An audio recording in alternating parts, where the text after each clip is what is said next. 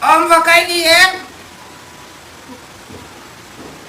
Tụi nghe ô, ông phải cắt chú, mình tiệt nào mà xe cái này lâu. Lên nó lên nguồn tê, mình cầu đủ toàn là mấy nia. Barack Obama cái gì? Orang abangan ti lo. Orang ka bin din. Ni ang iso kan.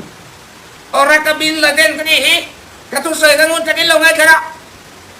Tụ mố, ora kabila den à. Chút tiền mình là ông ai mi. Barack Bin Laden cái gì? John Barack Bin Laden này mày. Ông lâu xe cái lâu phone đón xe mi. Ni mo ni suan ni ga suan ni mo. Suan la bang. Orang ka bin din ni lo. Orang ka bin din pon ti lo. Osama bin Laden ti lo.